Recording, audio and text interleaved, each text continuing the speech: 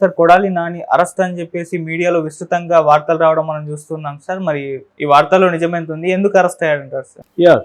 Kodali Nani arrest అవ్వలేదు, arrest అవ్వబోతున్నాడు. But Telugu Desam media arrest అయినట్టుగానే అతను ప్రొజెక్ట్ చేస్తుంది. అంటే నాకు తెలిసి ఏంటంటే తెలుగుదేశం మీడియా, తెలుగుదేశం ప్రభుత్వం అంటే కూటమి ప్రభుత్వం రెండు కూడా ఎలా ప్లాన్ అంటే కొంతమందిని అరెస్ట్ చేయబోతున్నా అని ప్రిపేర్ చేస్తున్నాయి. ప్రిపేర్ చేసినప్పుడు అరెస్ట్ చేసినప్పుడు పెద్ద షాకింగ్ ఉండదు, అదొక టాక్టిక్స్.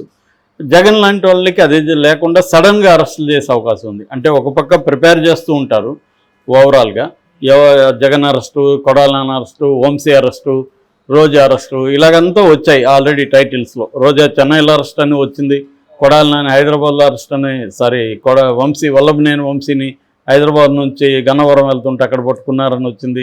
కొడాలి అనేది నిన్నటి నుంచి అరెస్ట్ అని వస్తున్నాయి. ఇవన్నీ ఎందుకు చేస్తున్నారంటే ప్రిపేర్ చేస్తుంది తెలుగుదేశం మీడియా, మెంటల్గా ప్రిపేర్ చేస్తుంది అరెస్ట్ అని. కొడాలి నానికి సినిమా మొదలైందని ఆంధ్రజ్యోతి టైటిల్ పెట్టింది. అంటే వీళ్ళు ఏంటంటే గతంలో ఇదే పని వైసీపీ చేసినప్పుడేమో అరాచకం, ఘోరం, దారుణం, వేధింపులు ఇలా ఉంటాయి టైటిల్స్. వీళ్ళు చేస్తేమో సినిమా చూపిస్తున్నారు, మ్యూజిక్ మొదలైంది, ఇలా ఉంటుంది, వేట మొదలైంది, ఇలా ఉంటుంది టైటిల్స్. రివర్స్లో సాక్షి అప్పట్లో ఇదే ఉంటుంది భాష. మనం రివర్స్గా సాక్షిని అర్థం చేసుకుంటే సరిపోతుంది. సాక్ష్యం ఇప్పుడు ఏడుస్తుంది, అప్పుడేమో నవ్వుతుంది. కాబట్టి ఇదంతా ఏంటంటే ఎవరు అధికారంలో ఉన్న ప్రత్యర్థుల మీద పగ తీర్చుకోవడం అనేది జరుగుతుంది, రివెంజ్. సో ఇప్పుడేమి గతంలో జరిగింది కాబట్టి వైసీపీ వాళ్ళు దాడులు చేశారు కాబట్టి ఇప్పుడు తెలుగుదేశం కూటమి ప్రభుత్వం వాళ్ళకి మ్యూజిక్ చూపిస్తుంది, సినిమా చూపిస్తుందని తెలుగుదేశం మీడియా రాస్తుంది. రేపొద్దున మళ్ళీ వైసీపీ వచ్చింది అనుకో, సేమ్ ఇదే, వాళ్ళు కూడా మ్యూజిక్లు, సినిమాలు, వెబ్ సిరీస్ అన్నీ వాళ్ళు కూడా చూపిస్తారుగా వీళ్ళకి. దీనివల్ల ఏమవుతుందంటే వీళ్ళతో పోదు. ఇది ఖచ్చితంగా ప్రజల జీవితాల మీద, ప్రజల మొత్తం రోజువారీ జీవితం మీద దీని ఎఫెక్ట్ ఖచ్చితంగా పడుతుంది. రివెంజ్ కోసం కాదు కదా ఎంచుకున్నది. ప్రజలు ఎందుకు ఎంచుకుంటారు? మా సమస్యలను పట్టించుకోండి, అభివృద్ధి చేయండి, మాకు సంక్షేమం చేయండి అనేది ఈ రెండు ప్రధాన కర్తవ్యం. అవి వదిలేసి వీళ్ళు ఒకరి మీద ఒకరు 2014 నుంచి 19 వరకు తెలుగుదేశం ప్రభుత్వం దాడులు చేసింది, మమ్మల్ని ఇబ్బందులు పెట్టిందని వైసీపీ ప్రభుత్వం 2019లో వచ్చి వాళ్ళు ప్రతీకారంతో వాళ్ళు రెచ్చిపోయారు. వాళ్ళు ఇంకొంత డోస్ పెంచారు. సో మీరు మమ్మల్ని చేస్తారని వీళ్ళు ఇంకా పెద్ద డోస్తో దిగారు. ఇప్పటికి కూడా ఇంకా రాధాకృష్ణరాజుకి డోస్ సరిపోవట్లే. ఇంకా ఎందుకు సాక్షిని మూసేయలేదు, ఇంకా దర్జాగా తిరుగుతున్నారు కదా తెలుగుదేశం వాళ్ళు, వాళ్ళని ఎందుకు ఇది చేయలేదు, ఇంకా జగన్ ఎందుకు లోపలేయలేదని ఆయన ఓపెన్గా ఎడిటోరియల్సే రాస్తున్నాడు, కొత్త పలుకులో నిన్న కూడా అదే రాశాడు. అంటే వీళ్ళు ఇలా రెచ్చగొట్టడం వల్ల ఏమవుతుందంటే వాళ్ళకు కూడా అందరూ మీడియా కానీ కార్యకర్తలంతా ఇచ్చాను, చంద్రబాబు కూడా ఎక్కడో చోట సరెండర్ అవ్వాల్సి వస్తుంది. నిజానికి చంద్రబాబుకి రివెంజ్ అనేది ఆయనకి బేసిక్గా ఇంట్రెస్ట్ లేదని చెప్తున్నారు ఆయన. ఎందుకంటే ఆయనకు ఒక సువర్ణావకాశం వచ్చింది, సెంట్రల్లో కూడా ఆయనకి ఇవాళ బ్రహ్మాండమైన పలుకుబడి ఉంది. దాన్ని ఉపయోగించుకొని తను కానీ రాష్ట్రాన్ని అభివృద్ధి చేసి ప్రజలకు వీలైనంత సంక్షేమం అందిస్తే ఆయన పేరు శాశ్వతంగా నిలిచిపోతుంది. ఇప్పుడు పోయి నువ్వు జగన్ జైల్లో పెట్టడం, ఇంకోటి చేయడం వల్ల తాత్కాలికంగా నీకు ఆనందం కలగచ్చు, కానీ లాంగ్ టర్మ్లో ప్రజలు ఖచ్చితంగా వ్యతిరేకత వస్తుంది. సో ఇది చంద్రబాబుకి ఆయనకు తెలుసు, కానీ ఆయన మీద ప్రెజర్ అలాగా పెడుతున్నారు వీళ్ళందరూ. సో అందుకని చేయక తప్పట్లేదు. ఒక రకమైన రివెంజ్ పాలిటిక్స్. ఇప్పుడు ప్రభుత్వానికి రివెంజ్ ఉండకూడదు, నిజానికి వ్యక్తిగతంగా రివెంజ్ ఉండొచ్చు, కానీ ఒకసారి ప్రభుత్వంలోకి వెళ్ళినాక ఆ రివెంజ్ అనేది మోడ్ ఉండకూడదు. అది ఉంటే ఏమవుతుందంటే జనాలకి ఇబ్బంది అవుతుంది. ఇప్పుడు జగన్ అదే మోడ్లో ఉండి చంద్రబాబు అదే మోడ్లో ఉంటే తేడా ఏముంటుంది ఇద్దరికి? చంద్రబాబుకి జగన్ తేడా ఉందని నమ్మే కదా ప్రజలు ఈయన గెలిపించినప్పుడు ఆ తేడా ఎక్కడ చూపించాలి? రాష్ట్రాన్ని అభివృద్ధి చేయడంలో, ప్రజలకు మెరుగైన పరిపాలన గవర్నెన్స్ అందివ్వడంలో, శాంతి భద్రతలు మెరుగుపరచడంలో, వీటి మీద ఫోకస్ చేయాలి. కానీ ఒకవేళ ఆయన చేయాలనుకున్నా చేయనివ్వట్లేదు వీళ్ళందరూ.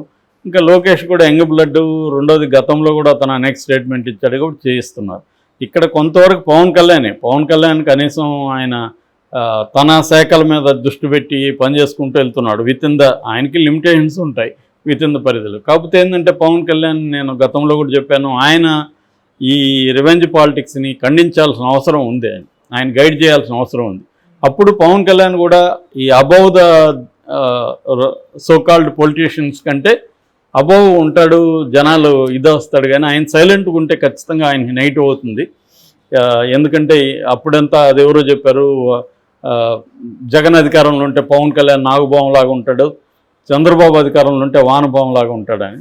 అలాగా ఉండకూడదు పవన్ కళ్యాణ్. ఎందుకంటే పవన్ కళ్యాణ్ ఒక భిన్నమైన రాజకీయాలు చేస్తానని చెప్పుకుంటూ వచ్చాడు. ఇవాళ ఆ భిన్నంగా లేనప్పుడు మనం మాటిచ్చి తప్పుతున్నాం, హామీలు నెరవేర్చట్లేదు, మనం వాళ్ళని అనవసరంగా వేధిస్తున్నాం అనేది పవన్ కళ్యాణ్ చెప్పగలగాలి. సో దీనికి వీళ్ళ ఇదేంటంటే అప్పుడు మరి మా ఆఫీసుల మీద దాడులు చేశారు, మా వాళ్ళ మీద దాడులు చేసి కేసులు పెట్టొద్దంటారా అని అడుగుతారు. సో కేసులు పెట్టాలి, మరి మీరు దాడులు చేయకుండా ఉండాలిగా. మీరు ఎందుకు దాడులు చేస్తున్నారు? మీరు దాడులు చేసినప్పుడు వాళ్ళని అదే కొడాలి నాని ఇంటి మీద మీ వాళ్ళు దాడులు చేశారు కదా, వాళ్ళని అరెస్ట్ చేశారా? మిథున్ రెడ్డి రెడ్డప్ప ఇంటికి వెళ్ళినప్పుడు అక్కడ పోయి కార్లు తగలబెట్టి దాడులు విజువల్స్ ఉన్నాయి కదా, వాళ్ళని అరెస్ట్ చేశారా?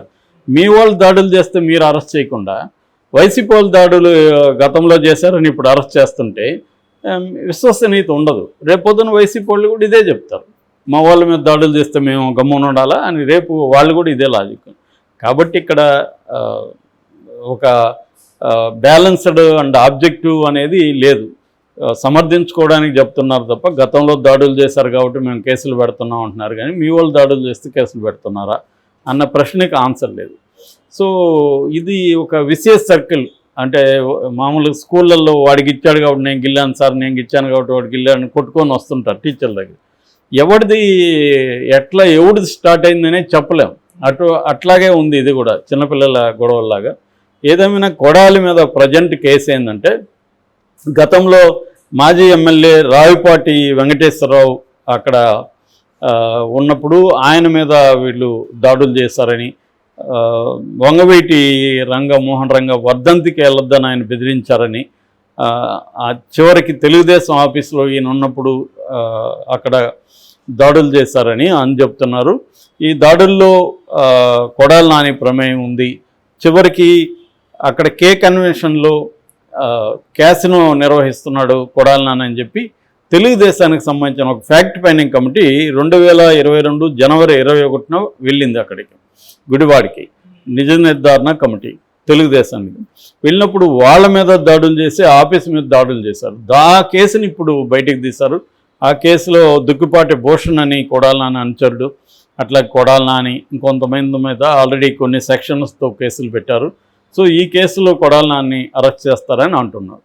దీనివల్ల ఫైనల్గా ఏం జరుగుతుందంటే కొడాలి నానికే మేలు జరుగుతుంది. ఎందుకంటే కొడాలి నాని ఇవన్నీ ఫేస్ చేయడం వల్ల కొడాలి నానికి సింపతి క్రియేట్ అయ్యే అవకాశం ఉంటుంది తప్ప అల్టిమేట్గా ఇప్పుడు చంద్రబాబును అరెస్ట్ చేసి జగన్ తప్పు చేశాడనేది అందరూ చెప్తున్నది. ఎందుకంటే చంద్రబాబును అరెస్ట్ చేయడం వల్ల అతనికి జరిగిన మేలేంటి? తెలుగుదేశం కకావికలం అయిపోతుంది, మొరేల్గా దెబ్బతింటుంది అనేది అనుకున్నాడు. అదేం జరగలేదు. రివర్సల్ అతనికి చెడ్డ జరిగింది. ఎందుకంటే తెలుగుదేశం వల్ల కసి పెరిగింది. మనం ఈసారి గెలవాలి, ఎట్లన్నా చంద్రబాబును గెలిపించాలని కసి పెరిగింది. అట్లాగే సాధారణ జనంలో కూడా 75 ఏళ్ళ ఆయన 74 ఏళ్ళ ఆయన్ని తీసుకెళ్ళి జైళ్ళల్లో పెట్టి ఆయన ఆరోగ్యం బాగాలేదు అది ఇదని ఒక నెరేటివ్ జనంలోకి వెళ్ళింది. కొంచెం సింపతి గెయిన్ అయింది. సో ఇప్పుడు వీళ్ళు కూడా ఇదే చేస్తే మళ్ళీ జగన్కి సింపతి వస్తుంది, జగన్ చుట్టూ ఉన్న అందరికి కూడా మళ్ళీ సింపతి వస్తుంది, కేడర్ అంతా యునైట్ అవుతుంది. జగన్ మీద అసంతృప్తితో, మామూలుగా అయితే జగన్ మీద అసంతృప్తితో కేడర్ ఉంది. ఇప్పుడు ఆ కేడర్ కూడా జగన్ వెంట ర్యాలీ అవుతుంది. ఎందుకంటే మనల్ని వేధిస్తున్నారు అని చెప్పి వాళ్ళు కూడా యునైట్ అవుతారు. ఎప్పుడైనా పిల్లినైనా కూడా ఒక కార్నర్ నెడితే తిరగబడుతుంది.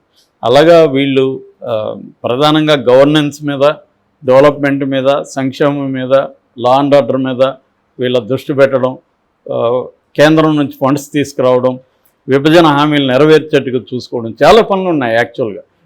వాటికే టైం సరిపోదు. అది వదిలేసి వీళ్ళు ఇటువంటి దాని మీద పెట్టడం వల్ల జగన్ని నేలమట్టం, భూస్థాపితం ఇంకోటి చేద్దాం అనుకుంటారు. కానీ అంత ఈజీ కాదు. అది టెంపరీగా సక్సెస్ అవ్వచ్చు కానీ లాంగ్ టర్మ్లో వర్కౌట్ అవ్వదని మనం మోడీని నిరూపించాడు. 10 ఏళ్ళుగా మోడీ కాంగ్రెస్ ముక్త భారత్ అంటున్నాడు.